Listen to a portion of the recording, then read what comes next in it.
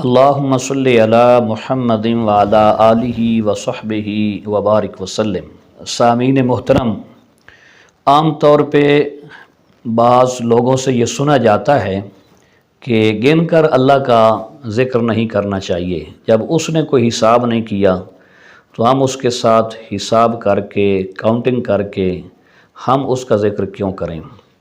بظاہر یہ ایک ایسا جملہ ہے جو بڑا لاجیکل ہے کہ ہاں بات تو ٹھیک ہے کہ جب اس نے حساب نہیں رکھا تو ہم کیوں رکھیں، لیکن شریعت مطہرہ کے خلاف ہے۔ احادیث کثیرہ میں گنتی کر کے ذکر کرنا یہ موجود ہے،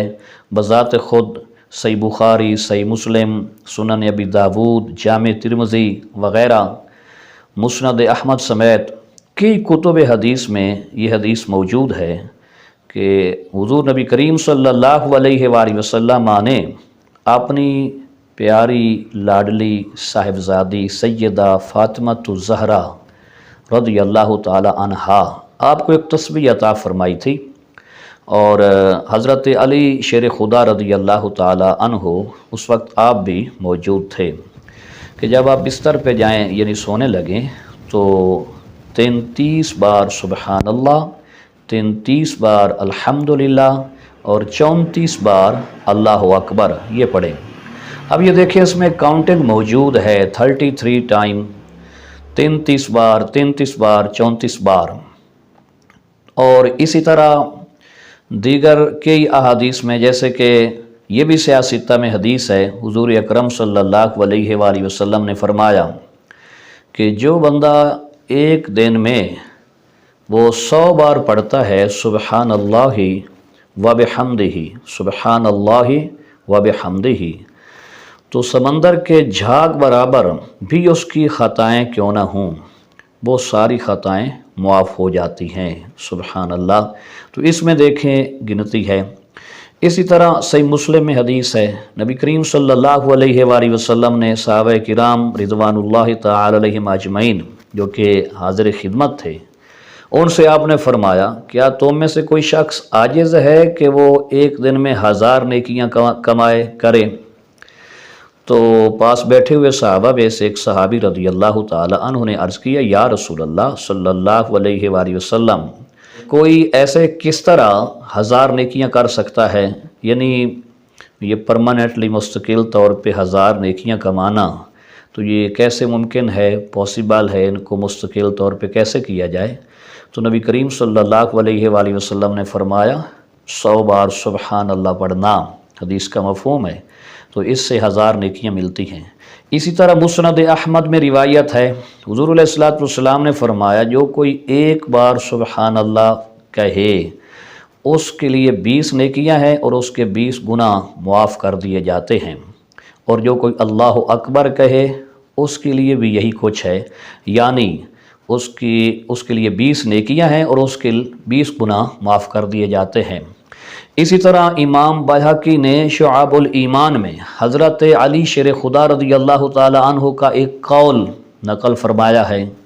کہ حضرت مولا علی شیر خدا رضی اللہ تعالی عنہ نے فرمایا کہ جو کوئی ہر جمعہ کو 100 بار درود شریف پڑھے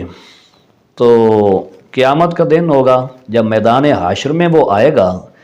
تو لوگ پوچھیں گے ایو شیئن کان یعمل ھذا، اس کے چہرے پہ نورانیت بڑی ہے اور اس کا چہرہ بڑا منور ہے، یہ دنیا میں کون سا کام کرتا رہا ہے؟ تو یہاں بھی دیکھیں گنتی ہے، یہ چند ایک سامپل کے طور پہ میں نے روایات پیش کی ہیں، ورنہ درجنوں چھوڑ سینکڑوں کی تعداد میں کتب حدیث میں سے اگر ایسی چیزوں کو جمع کیا جائے تو یہ کئی سو چیزیں بنتی ہیں، کئی سو روایات بنتی ہیں۔ تو ہمارے ہاں یہ ایک معاملہ ہے کہ ہم سوچ رہے ہوتے ہیں،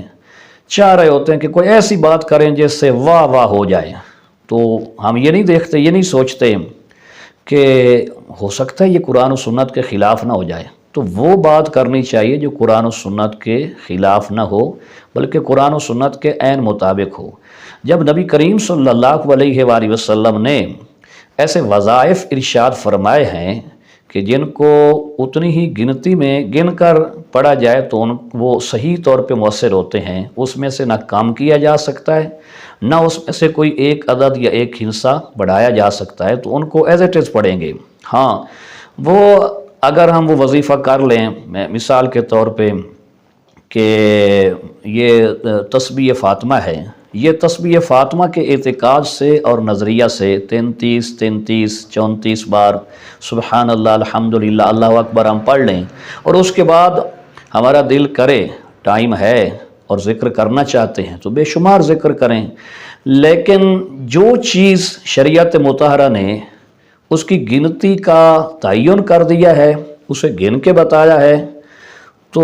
اس کی تاثیر انہی اعداد میں ہوگی، نہ کم میں نہ زیادہ میں۔ تو کوئی ایسی بات نہیں کرنی چاہیے کہ ہمارا جو بھی منصب ہو